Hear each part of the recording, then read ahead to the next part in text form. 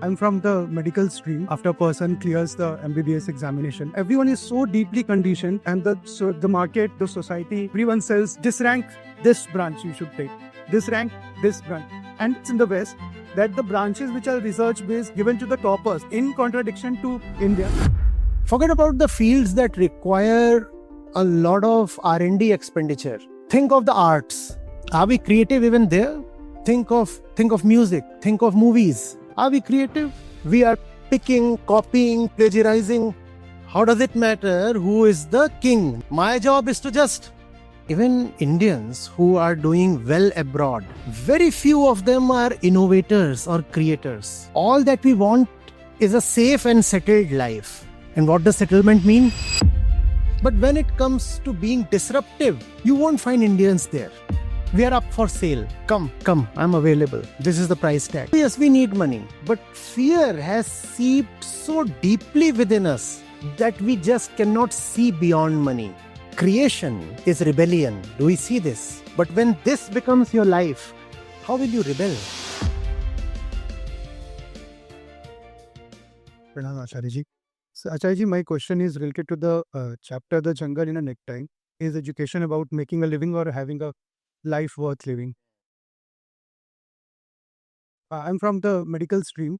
After a person clears the MBBS examination and is opting for further courses, when the person is scoring some rank, so everyone is so deeply conditioned that they will be opting for, let's say, the branch like orthopedic, surgery, medicine, which are selling in the society. During the journey of their 5.5 years, maybe there were some non-clinical branches, research-based branches they were very much interested in. And the market, the society, the motivation industry, everyone says, okay, this rank, this branch you should take. This rank, this branch. And it's in the West that the branches which are research-based given to the toppers, in contradiction to India. We want to become neither doctors nor engineers or anything else. It's not as if we like a particular field or a certain branch. We like nothing. Nothing at all. I'm talking of the way our beloved country is. We are just so afraid that we want to get away from our current position. Right? That's the way our upbringing, our culture, our education is. The media, the society, everything. So you're a kid, right? You are given an image to pursue.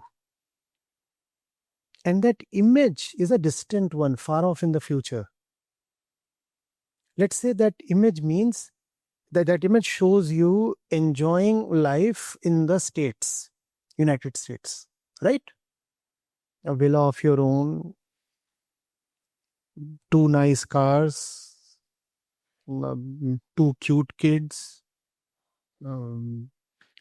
light-skinned wife, such things. And that's the usual image that we are supposed to pursue.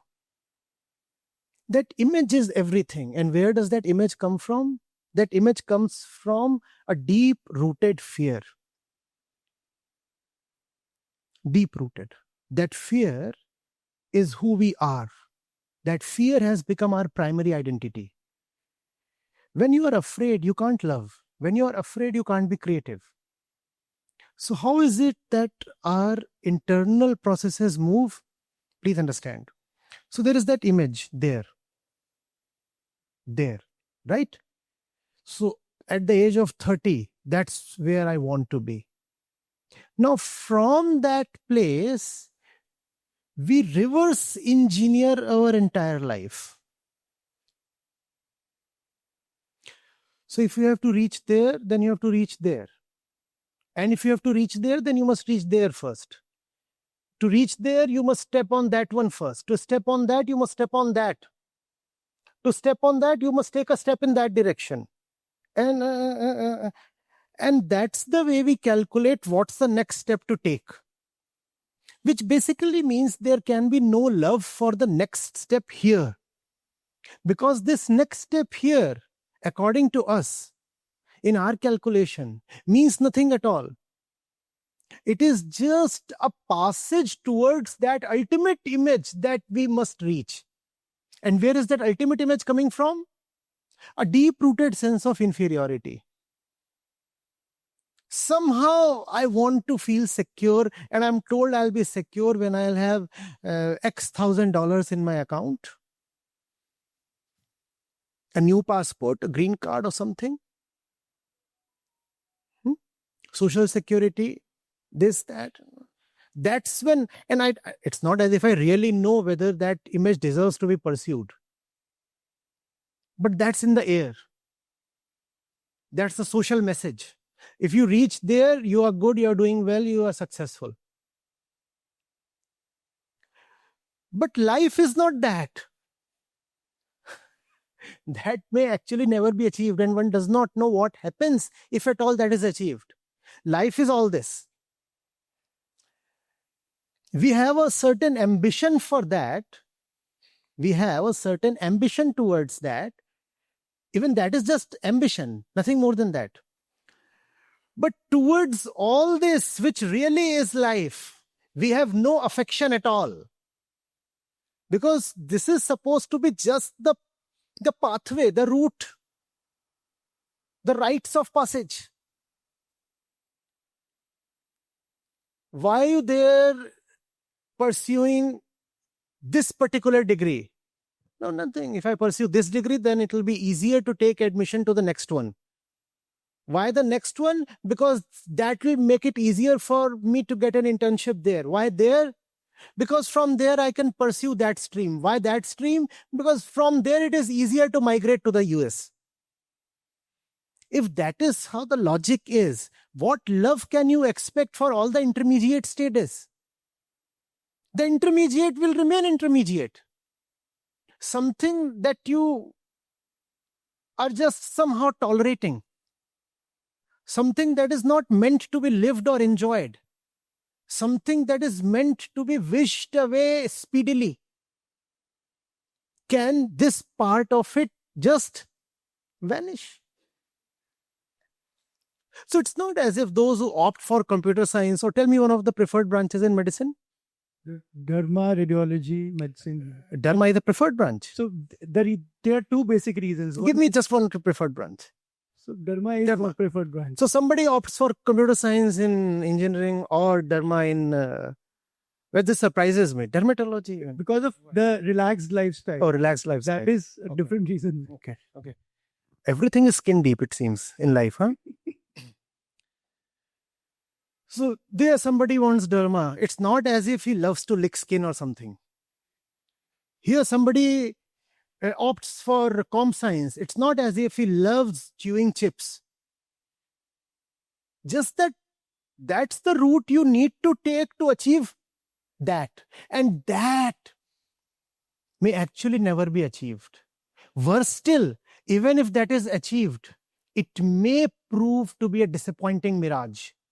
You reach there, you got it, and now you discover it is none of what you assumed it to be. Now, look at the whole deal. That would disappoint you, almost definitely, but in the end, the bigger disappointment is all this because you were anyway choosing to pass through all this without being touched, without putting any heart into any of this. Because your heart was reserved for that. Actually, not even for that. You don't have a heart. We are a very loveless people. Where is the heart? All we care for is security. And that's why there is so little creativity and innovation here. Even Indians who are doing well abroad, very few of them are innovators or creators. We do well in operations roles. We are very disciplined and diligent people. We are called the model minority because we get assimilated, we follow rules, and all that makes us very good operations people. We are status quoists, or at best we can we can be useful in terms of incremental improvement. But when it comes to being disruptive, you won't find Indians there. Are you getting it? All that we want is a safe and settled life. Safe and settled. तो बेटा आगे का क्या सोचा है? नहीं, ये सब तो ठीक है बेटा, सेटल कब हो रहे हो? And what does settlement mean? There was this tiger pursuing me, and now I can relax. I've somehow managed to dodge the tiger. Right? Now settle down. What does settle down mean? That's the worst concept you can subscribe to in life. Settling down. What does that mean? Not changing anymore, not improving further, not having the guts or the stamina to be disruptive anymore. What does that mean? And if you go into where all of that comes from, it will become even more interesting. You see, when your very concept of the highest power is one of somebody outside of you in the higher skies, then how will you ever believe that you have the power to write your own destiny?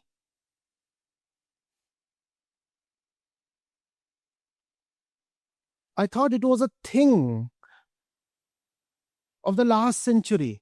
But look at how Gen Z and the younger lot are flocking to subscribe to astro apps and things.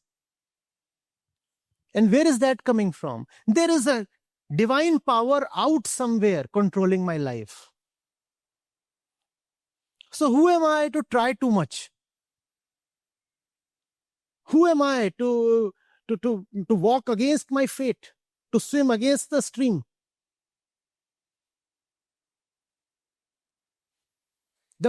The best I can do is, therefore, it pains me to say this, but we are very great at psychophancy. Any organization, public, private, Indian, international, Indians are very, very good at, because that's almost there in the foundation of our culture. Pray, and your wishes and dreams and desires shall be granted. What do we pray for? Fulfillment of desires, right? Manukamna ki purti. So look at the message you are giving to the kid. If there is something that you want, don't be rebellious, don't be disruptive. Simply bow down to those in power. Praise them. Keep them happy. If you praise them, if you keep them happy, they'll grant you what you want. And that gets so deep into us, feels like almost into our DNA. That has gotten here, inside. We are not people who can really weather the storms. We are not people who can craft their own identity. We prefer to go with the flow.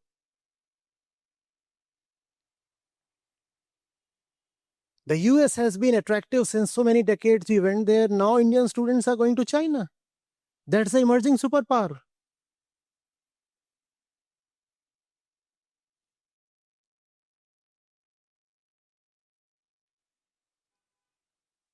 Schools are teaching Mandarin. Soon the English speakers will be considered obsolete chaps. Colonial era remnants.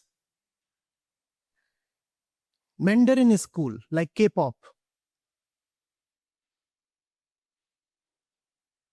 Go with the flow. Kaun rip hoye hame kahani. How does it matter who is the king? Rip is king. My job is to just. And this has done us tremendous harm. Tremendous harm. And that is even more lamentable when you consider that our fundamental darshan, philosophy, was extremely uncompromising. I will not accept anything. All that I have is a neti for whatever the world is. My job is to negate. My job is not to accept. That's Vedanta Darshan. And from there, we became this. So if com science is on top today, then this too, com science. Tomorrow, if some other branch in engineering, let's say ceramics technology, somehow just a lot of jobs are created in that field, you'll find JEE top 100 getting into ceramics. That's all. It's not as if those getting into com science love com science. It's not as if those getting into dharma love the skin.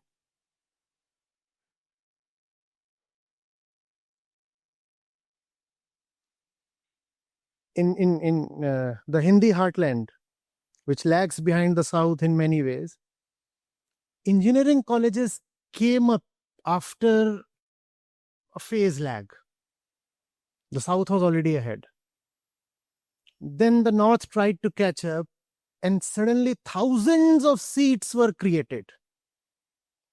Several thousand seats in IT and com science. These were the two branches. In fact, there were so many colleges, private colleges, that had just two branches, com science and IT. And everybody wanted to be admitted there. Why? Because the legend came riding the winds. There are these 3, 4, 5 companies, TCS, Infosys, Wipro at that time, Satyam also, and a few others, Tech Mahindra and all. They hire in droves. They bring huge trucks and carry away the entire lot. And then came the Lehman crisis of 2008.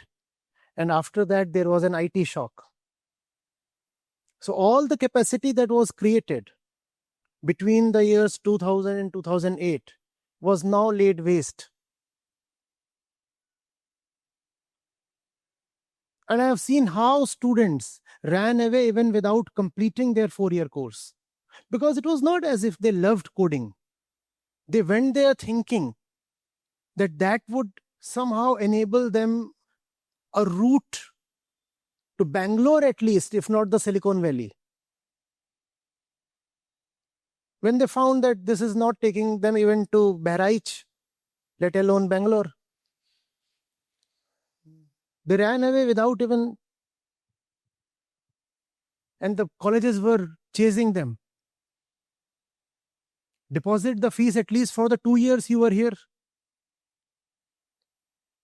The fellow was better. He said, I'll do some diploma in plumbing or something. Because that's where some money is.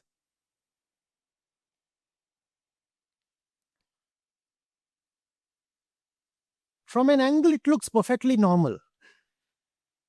But from where I'm looking at it, it looks very loveless. Yes, I understand money is a basic need. But we also know that the point where money stops mattering in a big way anymore comes pretty early. If we were to plot welfare on the y-axis and incomes on the x, then very soon you come to a point after which the marginal utility of money becomes very small.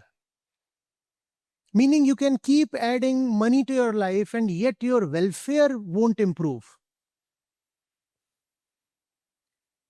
In fact, I suspect beyond that there is a point of negative marginal utility, which means if you add any more money to your life, you would actually compromise on your welfare.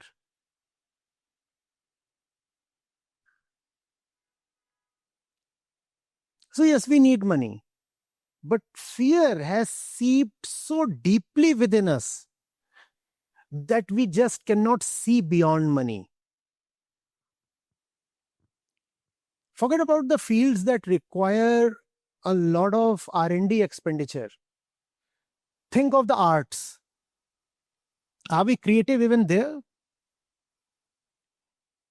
Think of music, think of movies. Are we creative? We are picking, copying, plagiarizing. This book is just out of the press. And I shouldn't be telling you this. But pirated copies are already freely available. And many of you would now suddenly have thought they just wasted money.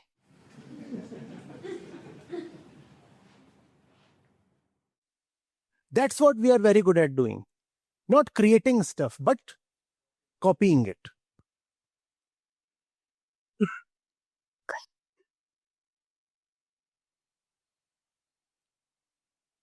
Creation is rebellion. Do we see this? But when this becomes your life, how will you rebel? Who has ever rebelled with folded hands? Ever seen a rebel standing like this? Rebellion is a clenched fist, not folded hands. Mercenaries. Which are some of the least preferred branches? Not preferably opt for physiology, biochemistry, and Biochemistry. Tomorrow, if the job market in biochemistry heats up, all the toppers will be rushing towards biochemistry. Where is love? Where is heart?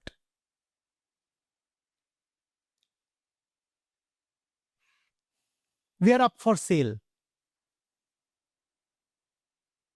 Come, I'm available. This is the price tag.